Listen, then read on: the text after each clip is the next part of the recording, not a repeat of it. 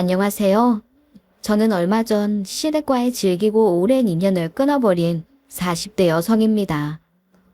그동안 자식으로서 며느리로서 인정받지 못하고 호구처럼 살아온 남편과 저의 이야기를 이곳에 풀어보려고 하는데요. 혹시라도 저희 같은 처제인 분들이 계신다면 저희 이야기가 도움이 되었으면 좋겠습니다. 저와 남편은 20대 중반의 아는 언니의 생일 파티에서 만났습니다. 그 언니가 동네에서 알아주는 마당발이었는데 역시 별명에 걸맞게 파티에 엄청나게 많은 지인들이 모였더라고요. 그 지인들 중에서 가장 말없고 마르고 술 못 먹는 사람이 바로 남편이었습니다. 한눈에 보기에도 어찌나 말랐는지 피죽도 못 얻어먹은 사람 같았어요. 그런데 그 자리에 있던 한 오빠가 저희 남편을 가리키면서 이렇게 말하는 거예요. 야, 우리 중에 유일하게 강남에 사는 녀석이 쟤야. 얘네 집 엄청 잘 산다? 하지만 저는 그 말이 당연히 농담일 거라고 생각했습니다. 입고 있는 옷부터 신발까지 어느 것 하나 성한 게 없었거든요. 날도 가뜩이나 추운데 혼자 보풀이 잔뜩 일어난 얇은 가디건 하나만 걸치고 있더라고요. 하지만 우연히 대화를 하게 되면서 남편의 다정함과 섬세한 성격에 반하게 되었습니다. 대놓고 자신을 드러내는 사람은 아니었지만 보이지 않게 배려하는 마음 씀씀이가 느껴지는 사람이었어요. 게다가 어떤 주제든 모르는 게 없을 정도로 똑똑해서 남편의 이야기를 듣다 보면 어느새 푹 빠져서 시간 가는 줄 모르는 저를 발견할 수 있었지요. 다만 이상했던 건 가족에 대한 이야기가 나온다면 얼굴이 어두워진다는 것이었습니다. 나는 가족들과의 추억이 그닥 많지 않아. 어머니 아버지는 늘 일하느라 바쁘셨고 형제들하고도 살가운 관계가 아니거든. 사실 그 뒤에 어떤 사연이 있는지 더 묻고 싶었지만 남편이 말하고 싶을 때까지 기다리기로 했어요. 하지만 가족들과 아무리 사이가 대면대면하다고 해도 금전적인 지원이 거의 없다는 것은 조금 이해가 되지 않았습니다. 저는 당시 아이들을 가르치는 아르바이트를 하고 있어서 또래보다 꽤 많은 돈을 버는 편이었지만 남편은 늘 가난하고 배고픈 복학생이었어요. 당시 남편은 머리를 계속 길러 묶고 다녔는데 전 그게 멋을 내느라 그런 줄 알았거든요. 그런데 알고 보니 머리를 자를 돈이 없어서 그러고 다녔던 거더라고요.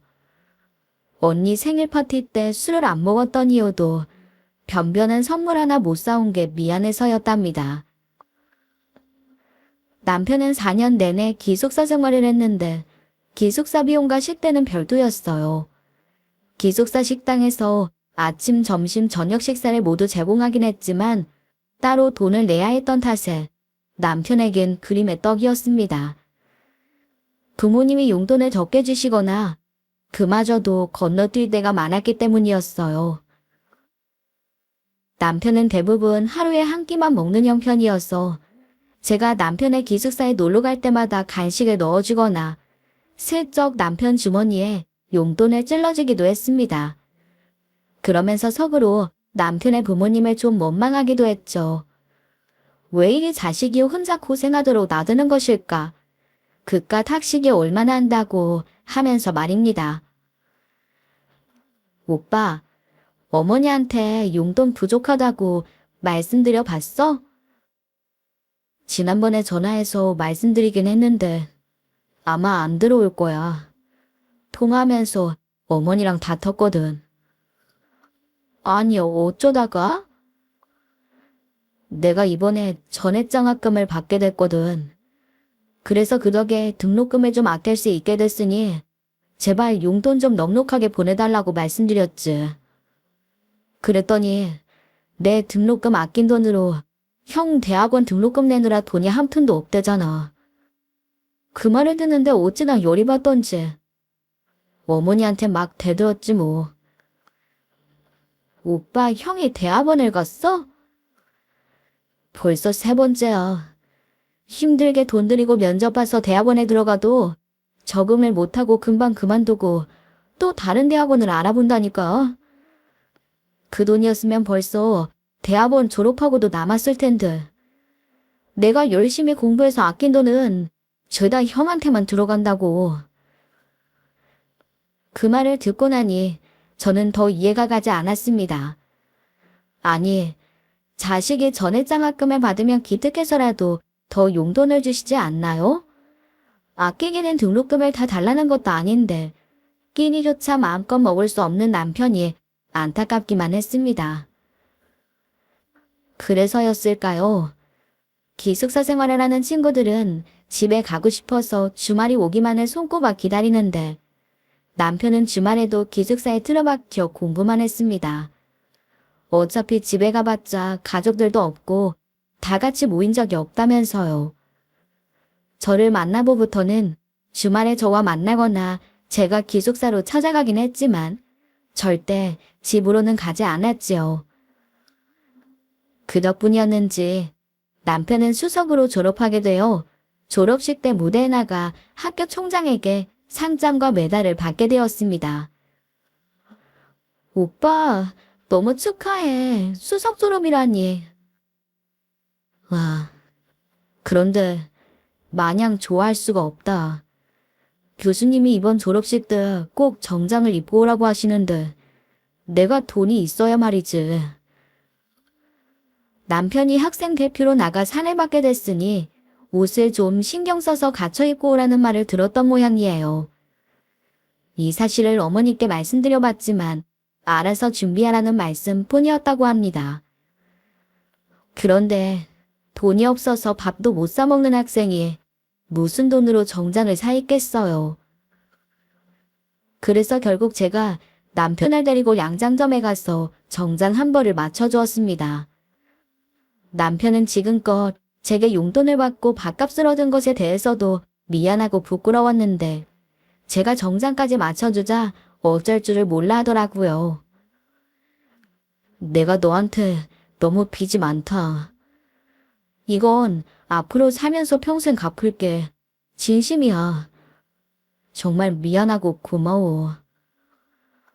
어머 오빠, 그거 지금 프로포즈 한 거야? 에이, 이렇게 시시하게는 안 되지. 졸업하고 나서 취직하면 그때 다시 정식으로 해야 돼? 눈물이 그렁그렁한 채 제 앞에서 고개도 못 들고 있는 남편을 보자 마음이 너무 아프더라고요. 그래서 저는 남편 기분이 조금이라도 나아지라고 이렇게 농담을 했습니다. 4년 내내 장학금을 받고 수석으로 졸업을 하면서도 부모님에게 칭찬 한마디 듣지 못하는 남편을 보니 안쓰럽기만 하더라고요. 그리고 대체 이렇게까지 남편을 등한시하는 이유가 무엇인지 정말 궁금했습니다. 그런데 그 궁금증은 생각보다 일찍 풀렸어요. 졸업식 날 남편의 어머님과 형제들을 처음으로 보게 되었는데요. 남편에겐 형만 있는 게 아니라 여동생도 있다는 걸 알게 됐어요. 늘 낡은 옷만 입고 다녔던 남편과 달리 형과 여동생은 아주 명품으로 온몸을 휘감고 있더라고요. 아마 제가 사준 정장이 아니었다면 남편과 형제들은 더 비교가 됐겠다 싶었습니다.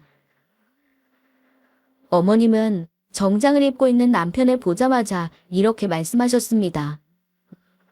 거봐, 그렇게 네가 알아서 마련할 수 있으면서 뭐 그렇게 입을 옷이 없다고 징징거렸니?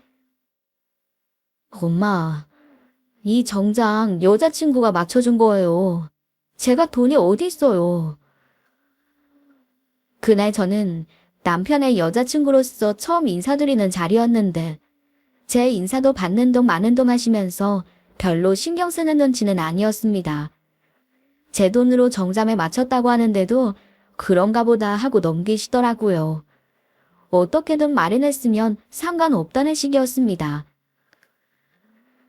식이 끝나고 저는 인사를 드린 후 집에 가려고 했는데 어머님이 같이 식사를 하자고 권하시더라고요. 조금 불편할 것 같았지만 남편이 저라도 있어야 마음 편히 식사를 할 수 있을 것 같다고 해서 함께 자리했습니다. 그 식사를 하며 남편의 가족들에 대해 많은 것을 알 수 있었어요. 일단 남편의 집은 전혀 어려운 형편이 아니었습니다. 정말 예전에 남편 친구가 말한 대로 어느 정도 사는 분들 같더라고요. 어머니는 동네에서 작은 약국을 운영하고 계시는데 작다고는 하지만 나름 알찬 것 같았습니다. 아버님은 몇 년 전에 돌아가셨는데 대기업에 계시다 퇴직하셨기 때문에 남긴 재산이 많은 듯 했고 연금도 나오는 모양이었거든요. 그리고 오가는 대화를 통해 추측해보면 빌라도 2채 갖고 계시는지 월마다 세도 받으시는 눈치였어요. 그래, 너는 이제 졸업도 했는데 취직은 언제 할 작정이니? 다른 애들은 졸업 전부터 취직자리 알아본다던데 너도 알아보고는 있는 거야? 먼저 어머님이 남편에게 앞으로의 계획을 물어보셨어요. 그런데 사실 그동안 남편은 내심 대학원에 가고 싶어 했거든요. 대학원에 나온 사람과 아닌 사람은 초봉부터 차이가 꽤 난다고 하더라고요. 그러니 요즘은 대학원이 거의 필수인 셈이었죠. 그래서 남편은 말이 나온 김에 그 뜻을 분명히 밝힌 모양이었습니다. 어머니, 저 사실은 대학원에 가려고요. 벌써 저한테 조교 자리 제안해 주신 교수님도 계셔서 같이 겸해볼까 해요. 대학원? 지금 네가 제정신이냐? 너 뻔히 네 형 대학원 간 거 알면서 그런 소리가 나와? 집에 대학원생이 2씩이나 있으면 내 등골이 휘어. 안 돼, 난 못한다. 형은 지난번에 다니던 대학원 그만둔 거잖아요. 그런데 왜 또 들어간 건데요? 이번엔 제 차례여야죠. 예, 너희 형은 과가 다르잖니. 지난번엔 경영학과였고 이번엔 신학과라고. 근데 너는 과가 똑같잖아. 대학에서 이미 배운 거 또 대학원 가져가서 공부할 필요 뭐 있어? 네, 그러니까요. 돈도 내대로 다 낸 경영학과 대학원을 대체 왜 그만둔 거냐고요. 뭐 항상 이런 식이었죠. 예전에 유학도 마찬가지잖아요. 형 유학 보내느라 돈 없다고 전 추천까지 받았는데도 못 가고. 남편이 결국 참지 못하고 큰 소리를 내자 옆에 있던 형이 한마디 했습니다. 다 내 죄다. 미안하다 성우야. 다 형이 못나서 그래. 형, 착한 척 좀 그만해. 형은 그렇게 늘 착한 척 못난 척 뒤로 빠져서는 막상 엄마한테 받아먹을 건 다 받아먹는 거 내가 알고 있다고. 그러자 결국 어머님이 테이블을 쾅 치며 역점을 내셨습니다. 이게 못들하는 거야. 오랜만에 가족이랍시고 만나서는 서로 싸우기나 하고. 손님도 계신 자리인데 꼭 이래야겠니? 언제 한번 제대로 모여봤어야 이런 얘기를 꺼내줘. 제가 전화를 하고 말씀을 드려도 묵묵 부담이셨잖아요. 하지만 남편의 말을 끝으로 더 이상의 대화는 이어지지 않았습니다. 결국 가시방석이었던 그날의 자리는 안 좋은 분위기에서 마무리되었어요. 다른 친구들은 식구들과 오순도순 이야기도 나누고 화기애애한 분위기였는데 남편은 수석 졸업을 하고서도 식구들에게 제대로 된 축하도 받지 못한 채 씁쓸히 자리에서 일어나야 했죠. 가족들은 서울에 먼저 올라가고 남편은 기숙사짐을 좀 더 정리한 뒤에 따로 올라가기로 했는데 남편의 여동생이 가면서 미루랍시고 한마디 던진 게 과간이었습니다. 작은 오빠, 그래도 오빠는 우리보다 잘나서 엄마한테 받은 거 없이도 혼자 앞가림 잘하잖아. 나나 큰 오빠는 워낙 갖고 나온 게 없어서 그래. 그러니 잘난 오빠가 이해해주라.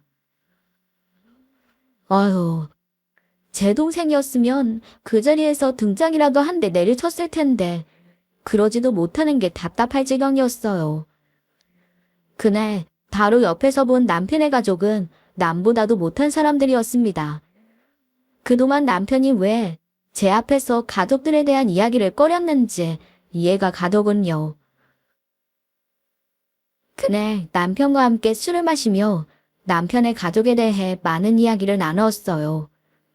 남편은 제게 가족에 대한 이야기를 하기가 너무 부끄러웠다고 했습니다. 이런 사람들을 가족이라고 말하기 싫었고 그 안에서 늘 이방인처럼 살고 있는 자신을 보여주기 창피했다고요. 이야기를 들어보니 어머니는 형과 여동생에게 아낌없는 투자를 하는 반면 둘째였던 남편에게는 무심하셨던 듯 했습니다. 어머님은 형한테 왜 그리 쏟아주시는 거야? 첫째라서? 첫째라서 어머니가 형 어릴 때부터 좀 많이 투자를 하셨어. 그런데 결과가 별로 안 좋았지. 한창 조기 유학이 유행했을 때 어머니가 형을 캐나다로 유학 보내셨거든. 그때 형이 중학생이었는데 영어를 잘하는 편이 아니었어서 가기 전부터 불안불안하긴 했어. 그런데 그닥 사회성이 좋지도 않은 데다가 말까지 어부보하니까 거기서 적응을 영 못하더라고. 형은 결국 대학교 졸업도 못하고 도망치듯 한국으로 돌아왔는데 그때부터 어머니가 형이라면 아주 껌뻑 죽으셔. 아, 어머님이 형에 대해서 좀 죄책감 같은 게 있으신가 보다. 하지만 난 형이랑 다르다고. 난 유학 가고 싶어서 영어 준비도 열심히 했고 미리 갈 수 있는 학교도 다 알아본 상태였는데 어머니가 형 때문에 유학에 겁을 먹으셨는지 절대 안 된다고 못 박으시는 거야. 어머니 심정을 아예 이해 못하는 건 아니지만 유학이든 대학원이든 내가 하고 싶은 건 죄다 형 몫으로 먼저 돌아가니까 너무 답답해. 이러면 취직을 해도 한계가 있는데. 그럼 오빠 여동생한텐 왜 그리 약하신 거야? 아, 우리 아버지가 형제만 4명이고 다들 아들밖에 없거든. 우리 집안이 좀 아들 기운이 강해. 그런데 유일하게 태어난 딸이 여동생인 거지. 그러니 어릴 때부터 어찌나 애지중지하던지 집안의 공주님이었어. 나는 뭐 하나를 가지려면 미친 듯이 노력을 해야 겨우 손에 쥘 수 있는 건데 다들 내가 원래 잘나서 얻은 줄 아는 게 너무 억울해. 전 여자라고 차별당하는 사람들은 봤어도 여자라는 이유로 모든 혜택을 가져가는 집은 또 처음 봤습니다. 저희 친정은 저랑 남동생 둘뿐이지만 엄마는 그 누구 하나 더 아쉬운 생각 들지 않게 정말 똑같이 대해주셨거든요. 워낙 없는 집이다 보니 자식들에게 해줄 수 있는 게 없어서 그렇지. 뭐 하나라도 생기면 저랑 남동생에게 똑같이 나누어 주셨고 항상 사랑을 느낄 수 있게 해주셨어요. 그래서 돈이 있는 집은 그만큼 자식들에게도 사랑을 더 많이 표현하고 물질로 베풀어 줄 수 있을 줄 알았는데 돈이 있다고 모두 그런 건 아니라는 것을 남편을 보며 깨달았습니다. 암튼 첫째도 아니고 딸도 아닌 탓에 남편은 늘 다른 형제들에 비해 뒤처져야 했고 결국 유학의 꿈도 대학원의 뜻도 이루지 못한 채 취직을 서둘러야 했어요. 워낙 성적이 좋았기 때문에 공백 기간 없이 취직은 빨리 할 수 있었습니다. 이것도 남편의 성실한 대학생활 덕분이었지만 다들 남편에게 잘난 놈으로 태어나서 그렇다며 별것 아닌 것으로 여기더군요. 남편의 노력은 늘 잘 태어난 덕으로 매도당했습니다. 근데 뒤처지는 건 저희의 어쩔 수 없는 숙명이었던 걸까요? 저희가 결혼을 결심하고 막 상견례를 치르고 나서 충격적인 소식을 듣게 되었습니다. 바로 아가씨가 임신을 하게 됐다는 것이었죠.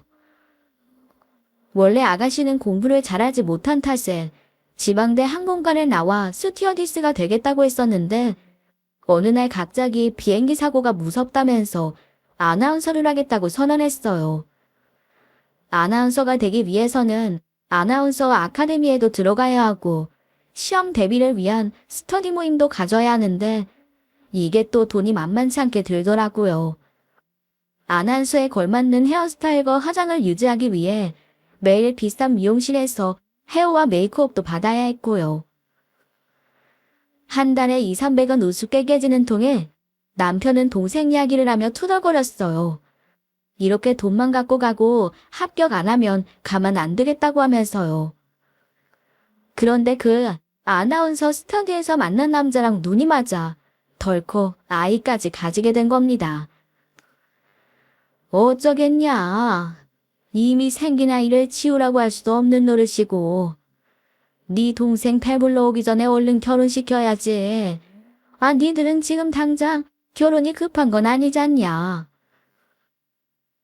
너무나 황당하게도 어머님은 우리가 몇 달 동안 발품 팔면서 알아놨던 웨딩 촬영 장소와 결혼식장을 아가씨에게 양보하라고 요구하셨습니다. 겉으로는 부탁이라고 하셨지만 말이 부탁이지 거의 강요나 다름없었습니다. 둘 다 일하느라 바쁜 와중에도 주말마다 시간 맞춰 예약하고 하루에도 몇 군데씩 돌아다니면서 간신히 잡아놓은 곳들이었는데 그걸 고스란히 아가씨에게 뺏기게 된 셈이었죠.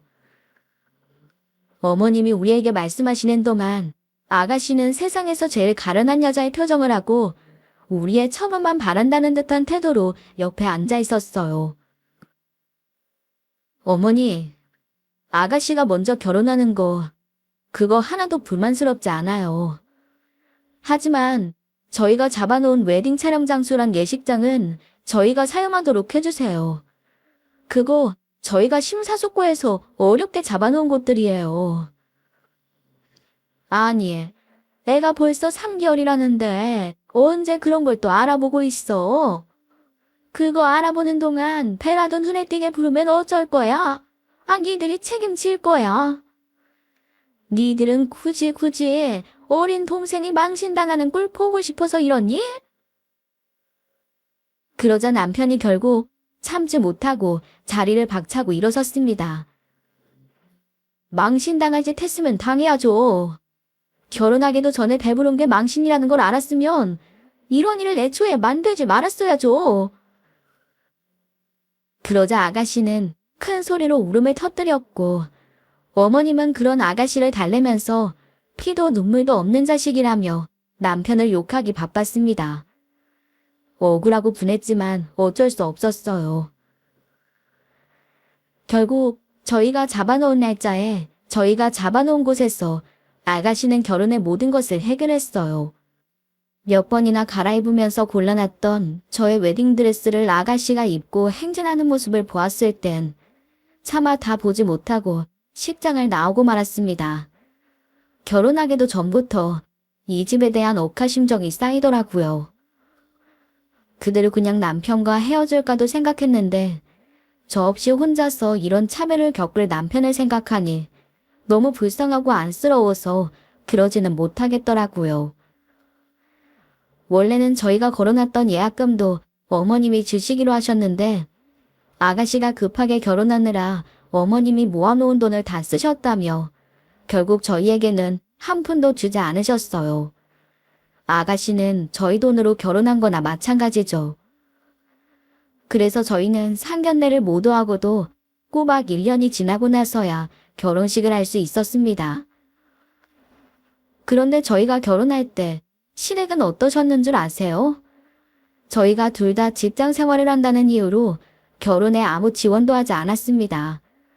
웨딩 촬영이나 식장은 물론이고 저희의 신혼집까지 순수하게 저희가 모은 돈으로만 마련해야 했어요. 저희 둘이 지금껏 번 돈에 대출을 받아 작은 원룸을 전세로 간신히 얻을 수 있었는데 얼마인지 묻지도 않으시더라고요. 저희 친정은 시댁보다 더욱 넉넉한 형편이 아니었음에도 가전제품과 그릇, 이불 등을 해주셨는데 시댁은 정말 10원 한 장 보태주지 않으시더군요. 아가씨가 결혼할 땐 방 2개짜리 빌라를 선뜻 내어주셨으면서 말이죠. 니들은 둘 다 벌고 애도 없지만 걔들은 곧 아이가 태어나니 얼마나 돈 들어갈 일이 많으냐. 니들 괜히 막내랑 비교하면서 막내 눈치 주지 마라. 저희는 입 밖으로 서운하다고 내비친 적도 없었는데 어머님은 미리부터 으름장을 놓으셨어요. 게다가 저희 결혼식장의 주인공은 저와 남편이었음에도 불구하고 어머님은 그저 아주버님을 챙기느라 바쁘시더라고요.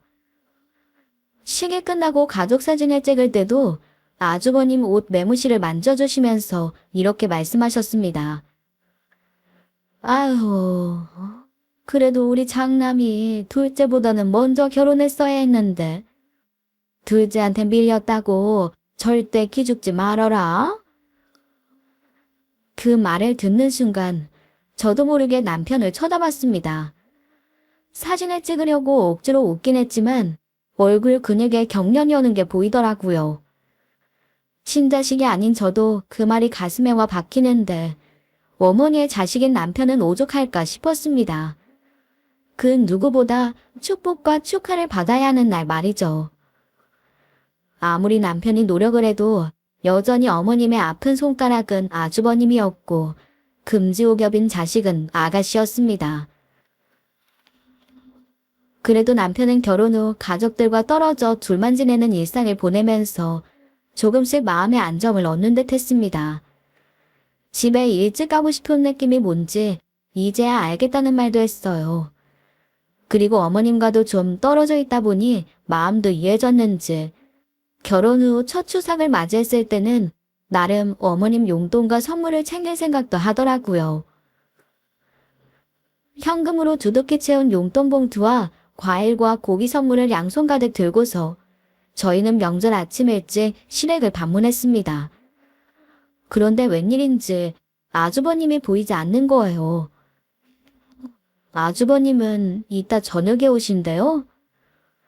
아니, 걔는 이번 명절 때 못 온다고 연락 왔다. 큰애가 요즘 일이 많이 바쁜 모양이야. 전화 받을 시간도 없다고 난리더라. 막내는 시댁 들렀다 온다 했으니 막내 올 때까지는 니들도 좀 기다렸다 가라. 아주버님은 대학원 신학과를 나온 후 목사가 될 준비를 한다고 하는데 그렇게 말주변도 없고 말수도 없으신 분이 목사님은 어떻게 되려고 하시는지 의문이었습니다. 그러다 또 그만두고 다른 대학원에 간다고 하는 건 아닌지 은근히 걱정도 됐어요. 누군 뭐 한가해서 명절 챙기는 줄 아나. 남편은 불만에 차서 투덜거리기도 했으나 어머님과 오붓하게 있는 것도 싫은 눈치는 아니었습니다. 그날따라 어머님도 남편에게 무척 살갑게 보시더라고요. 예, 성우야. 너랑 이렇게 단란하게 식사하는 것도 오랜만이다. 이렇게 자주 보니까 얼마나 좋니? 자주 좀 와라. 남편도 이런 어머님의 관심이 싫지 않은지 용돈 봉투도 자신있게 꺼내서 턱턱 드리고 선물도 오자마자 내밀며 생색을 좀 냈어요. 그 표정이 너무 행복해 보여서 제가 다 기분이 좋을 지경이었죠. 그런데 밥과 다가까지 다 먹어갈 때쯤 어머님이 조용히 말씀을 꺼내셨습니다. 얼마 전부터 내가 이가 안 좋아졌는지 고기를 영 못 씹겠어. 병원에 갔더니 의사가 임플란트를 해야 한다고 하더라고. 벌써 이가 몇 개는 빠진 상태인데 치과 가는 걸 미루고 있었더니 그러다 잇몸이 완전히 내려앉을 수도 있다고 하더라. 게다가 백내장 있던 게 안 좋아져서 렌즈 삽입술까지 해야 한다질 않니. 아유, 근데 당장 돈이 있어야 말이지. 그때 약국을 처분하지 말 걸 그랬다. 지금 파트타임으로 몇 시간만 일하는 실정이라 내가 돈을 융통하기가 영 힘들다. 얼마나 필요한데요? 평소 같았으면 돈 없다고 한 발 내뺐을 남편도 그날은 마음이 약해졌는지 대뜸 얼마나 필요하시냐 물었습니다. 렌즈 삽입술에 임플란트까지 합해서 못해도 600은 필요한 것 같았어요. 저희한텐 너무 큰 돈이었죠. 우리도 대출금 갚느라 빠듯한 상황이라 600을 다 드리진 못해요. 지난번에 인테리어 비용도 저희가 모두 부담했잖아요. 형이랑 성희한테도 말씀해 보셨어요? 니들이 빠듯하면 걔네들은 더 빠듯하지.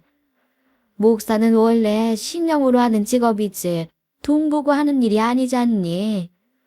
성희도 지금 한창 애 키우느라 돈 많이 들어가고. 아, 그래도 니들은 둘이 벌잖아. 엄마, 그래도 형이랑 성희는 빚이 없잖아요. 맨날 둘이서 번다고 되게 여유로운 줄 아는데 대출금 이자 장난 아니에요. 요즘은 빚 없는 게 돈 버는 거나 마찬가지라고요. 제가 얼마 전에도 엄마 빌라 수리해줘야 한다고 하셔서 700까지 드렸잖아요. 아유, 됐다, 됐어. 자식한테 이런 말도 눈치 보여서 할 수가 있나. 됐다. 그냥 이 없는 대로 잇몸으로 씹으면서 살란다. 엄마, 그렇게 말씀하지 마시고요. 제가 그냥 드리기 싫다는 게 아니잖아요. 형제끼리 그 정도 운운도 못해요. 형제라고 니들이 다 똑같니? 너는 항상 너만 손해본 것처럼 말하는데 다 까놓고 말했어. 너는 이미 태어날 때부터 우리한테 받은 게 많은 애잖니? 제발 뭘 받았는데요? 네 그 똑똑한 머리, 그거 우리한테 받아 나온 거잖아. 그만큼 크고 귀한 게 어디 있냐? 그 덕에 네가 학교에서도 성적 잘 나오고 취직도 잘하고 그런 거지. 우리한테 고작 돈 몇백 받은 것보다 훨씬 크게 뽑아먹은 셈이야. 근데 너희 형이랑 여동생 봐봐라. 뭐 하나 갖고 태어난 게 없잖니. 공부를 그닥 잘하는 것도 아니고, 그렇다고 말주변이 좋지도 않고, 특별한 기술도 없고. 그러니 부모가 돼서 모른 척 할 수 있니? 뱃속에서 주지 못한 만큼 나중이라도 줘야지. 엄마, 내가 지금 누리는 게 다 내가 원래 갖고 태어난 거예요. 아니에요. 그거 제가 죽도록 노력해서 얻은 거예요. 죽도록. 밥도 못 먹고 잠도 못 자가면서. 아유, 이 싸가지 없는 자식. 아주 저 혼자 잘났지 그래. 다 네가 잘해서 얻은 거 같지? 네가 그래서 찔러도 피 한 방울 안 나올 놈이란 소리 듣는 거야. 좋은 머리 물려받았으면 부모한테 고마운 줄을 알고 형제한테 미안한 마음이라도 가져야지. 아주 끝까지 지 혼자 잘났대. 저희는 정말 힘들어서 말씀드리는 거였는데 어머님이 보시기엔 돈이 있는데도 앓는 소리 하는 것처럼 보이셨나 봅니다. 남편은 좋은 마음으로 갔다가 씩씩거리면서 집에 돌아오더니 곧장 아주버님과 아가씨에게 문자를 돌리더군요. 아무래도 200씩 나눠서 내자고 말을 했던 것 같아요. 그러자 아주버님에게 바로 전화가 왔습니다. 성호야, 너 내 사정 뻔히 알잖냐. 목사가 돈을 벌면 얼마나 번다 그래. 게다가 난 아직 수습기간이라서 월급도 제각시 다 안 나온다고. 아무래도 이번에 나는 빠져야 할 것 같다. 형, 그럼 나랑 성이랑 300씩보다 말하는 거야? 그건 우리도 너무 힘들지. 형이 단돈 100이라도 좀 보태. 100이라도 줄 수 있었으면 이렇게 전화 안 했지. 어떻게 해도 구할 데가 없으니 내가 이렇게 연락한 거 아니냐. 형 진짜 너무한다. 이번 명절 때도 안 내려오고 부모님 용돈 드릴 때도 빠지더니 이젠 같이 부담하는 것도 안 하겠다는 거야. 막말로 엄마한테 제일 지원 많이 받은 사람이 형 아니야. 야, 너 설마 지난번에 엄마가 나한테 700 주신 것 때문에 이러는 거야? 그건 또 어떻게 알아가지고. 얌마, 그 돈은 벌써 조회랑 담임 목사님한테 드렸기 때문에 내가 쓸 수가 없어. 700이라니, 그게 무슨 말이야. 설마 엄마가 집 인테리어 할 거라고 가져간 돈이 그것 때문이었던 거야. 그 돈 형이 가져간 거야. 아니, 그거 아니고. 아주버님은 당황한 듯 말을 얼버무렸는데 굳이 따지고 들지 않아도 상황이 뻔해 보였습니다.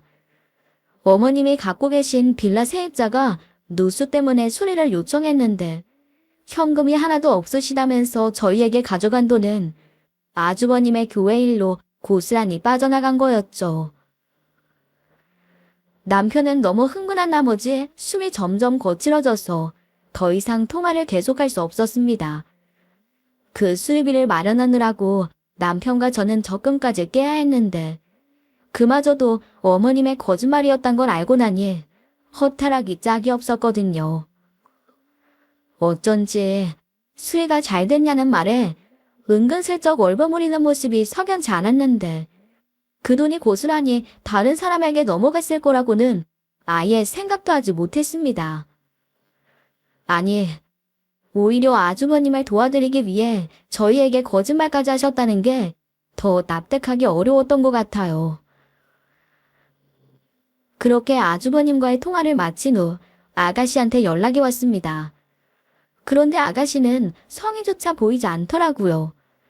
자기는 육아와 남편의 아나운서 시험으로 가지고 있던 돈을 모두 쓴 탓에 돈이 없다는 단답뿐이었습니다. 결국 남편의 회사 마이너스 통장에서 600만 원을 빼야 했어요. 온전히 저희 부부가 어머님의 임플란트와 렌즈 삽입술 비용을 부담한 셈이었죠. 남편은 시댁에 돈을 쓰는 것은 이번이 마지막이라며 이를 갈았지만 저는 언젠가 또 닥쳐올 부탁이 두려웠습니다. 그 일이 있고 한동안은 조용했습니다. 저희도 점점 생활이 안정되기 시작했고요. 열심히 저축을 한 결과 드디어 대출금을 모두 상환했고 그렇게 바라던 이세도 생겼으니까요. 그런데 아기가 생기자 지금 살고 있는 원룸에선 더 이상 살기 힘들겠더라고요. 남편은 워낙 잦은 이사에 대한 거부감이 있었기 때문에 아예 아이의 미래를 위해 학군지 쪽을 알아보기로 했습니다. 그런데 역시 학군지는 전세 가격도 만만치가 않더라고요. 지금 살고 있는 집이 나가서 보증금을 받는다고 하더라도 돈이 모자랐기 때문에 다시 대출을 받아야 했어요. 이제야 겨우 빚에서 해방되었다고 생각했는데 다시 그 빚의 굴레로 들어와야 한다는 게 조금 절망스러웠지만 그래도 태어날 아가를 위해 어쩔 수 없는 선택이었죠. 저희가 지금껏 모은 돈의 대출금 그리고 지금 집의 보증금까지 합하여 겨우 마음에 드는 전셋집을 찾을 수 있었습니다. 부랴부랴 예약금을 걸고 이사 날짜를 정했고 지인에게도 모두 말을 했는데 세상에나 저희가 살던 집에 들어오기로 한 세입자가 일방적으로 계약을 깨고 잠수를 타버린 겁니다. 하지만 저희는 이미 계약 기간이 지났기 때문에 주인이 저희에게 보증금을 돌려줘야 하는 게 당연했는데 새로 들어올 세입자를 구하지 못했으니 돈도 줄 수 없다고 하더라고요. 저희는 당장 정해진 날짜에 이사를 들어가야 하는데 말이죠. 만약 주인이 돈을 주지 않아 잔금을 치르지 못한다면 저희는 꼼짝없이 거리에 나앉아야 하는 상황이 되었던 겁니다. 6천만 원. 저희에게 필요한 돈은 딱 6천만 원이었어요. 그만큼을 구하지 못한다면 저희는 새로 태어나야 할 아이와 함께 오갈 데 없는 신세가 되는 거였죠. 하지만 어디에서도 돈을 구할 곳이 없었어요. 그 여자 남편이 어느 날 제게 넌지시 물어보더라고요. 어머니한테 말씀드려볼까? 어머님한테 그만한 돈이 어디 있으시다고. 소용없을 거야. 아니야. 엄마가 다주택자한테 세금이 너무 많이 나온다고 이번에 갖고 계시던 빌라 한 채를 정리할 예정이라고 하셨거든. 그 빌라가 적어도 3억은 넘을 텐데 6천은 갖고 계시지 않을까? 아니, 지금껏 우리가 한 게 있는데 그 정도도 못 도와주시겠어? 우리가 안 갚는 것도 아니고. 말은 그렇게 했지만 남편도 저도 입을 떼기가 쉽지 않았습니다. 한 번도 손에 걸려본 적 없는 저희이기에 사정을 말씀드리는 것만으로도 참 어렵더라고요.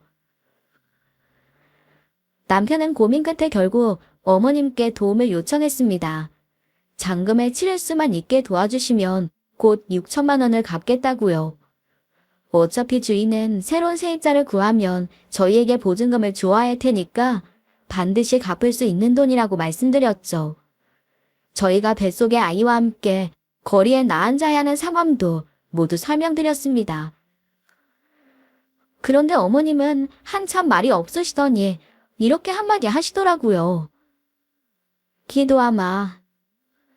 그리곤 어머니가 먼저 전화를 끊으셨어요. 남편 옆에서 전화기에 바짝 귀를 대고 듣고 있던 저나 남편 모두 그 상태로 얼음이 되어 한동안 움직이지 못했습니다. 정말 우리가 들은 게 맞는 건가 싶어서요.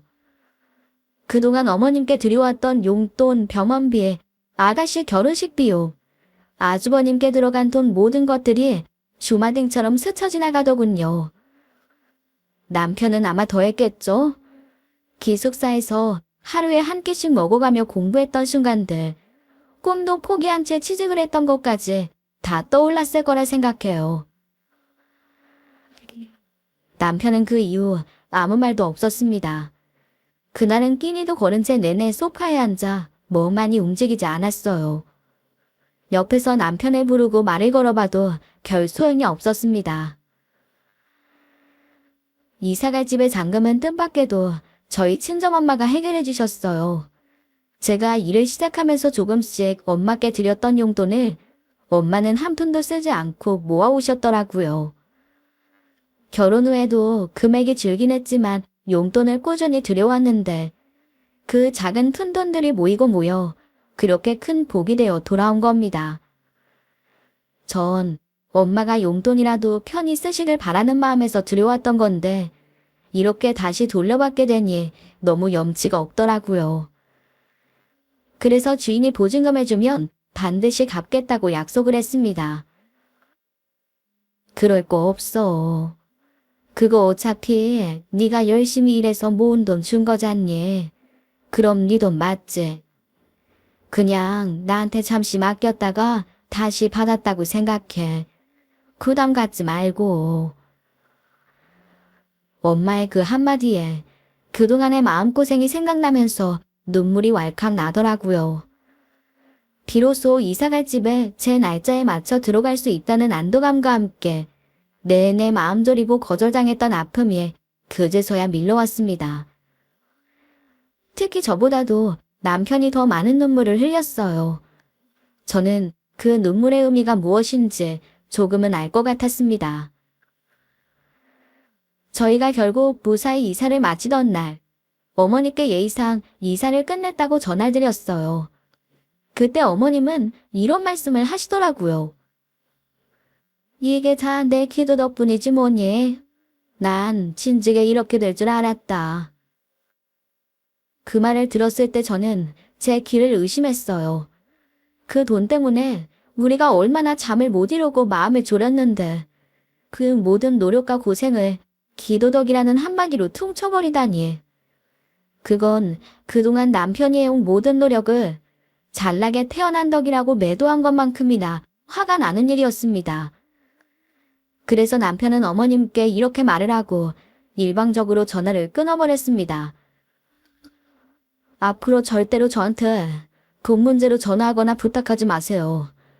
한 번만 더 그런 일 생기면 전 연 끊습니다.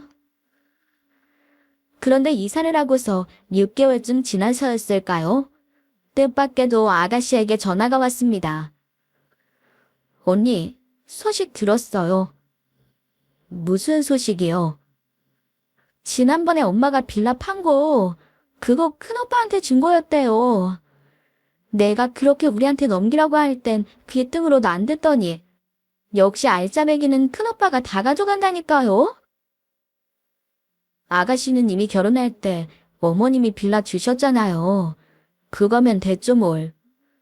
다주택자 돼봤자 세금만 많이 나가고 별로 안 좋아요.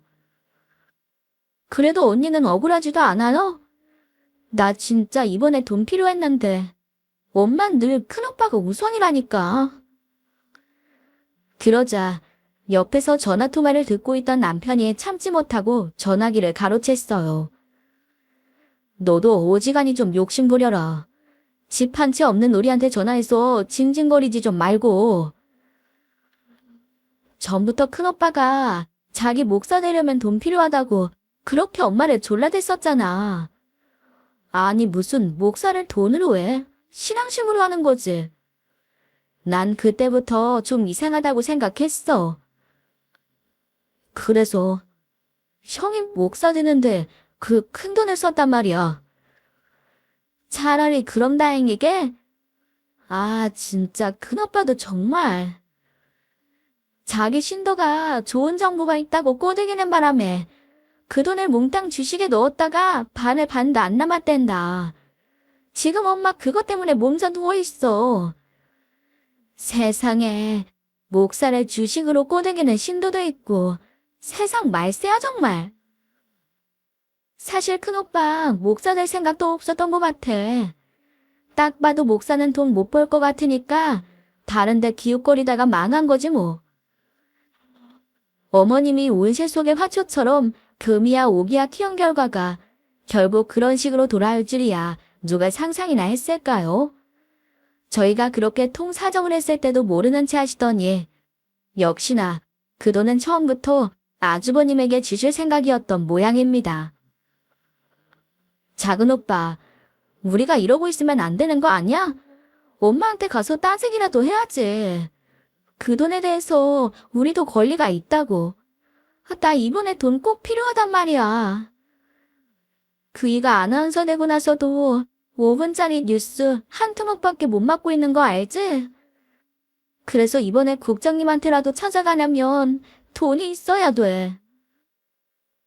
넌 이미 받을 만큼 받았잖아. 난 지금껏 어머니한테 받은 적도 없고 기대도 안 해. 그러니까 너도 그 돈에 대해선 신경 꺼. 작은 오빤 그럴 수 있을지 몰라도 난 아니야.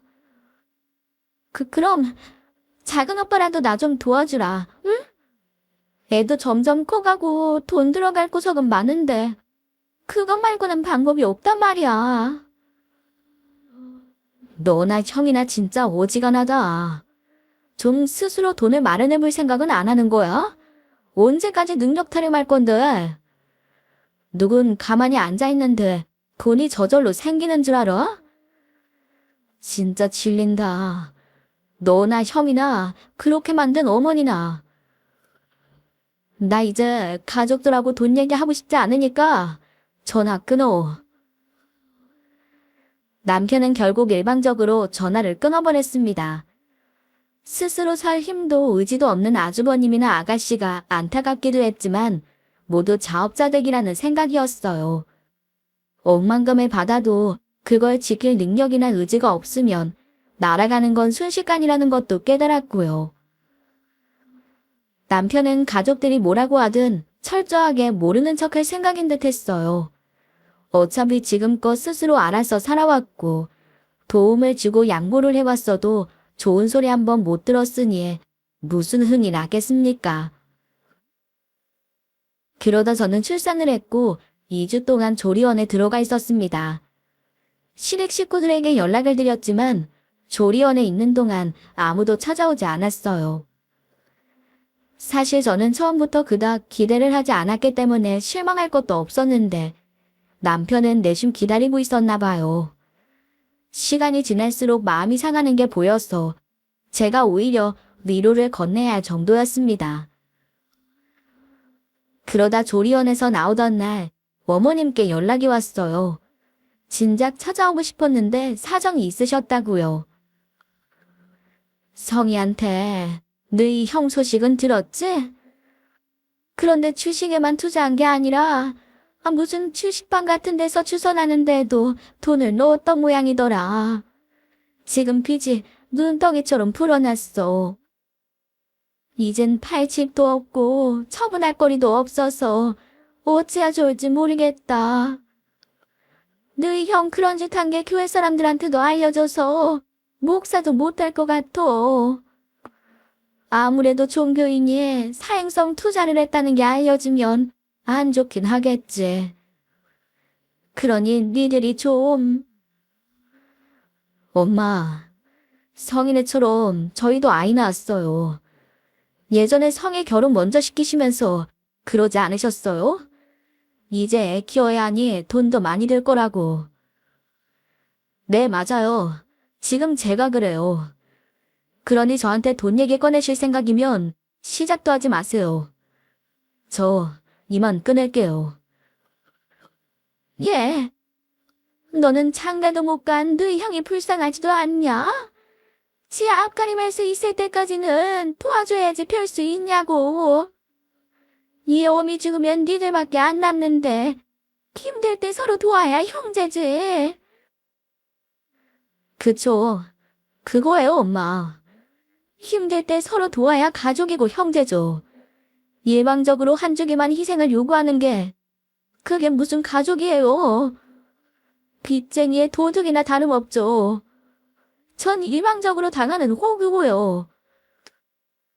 그럼 넌 우리가 빚쟁이의 도둑이라는 거냐?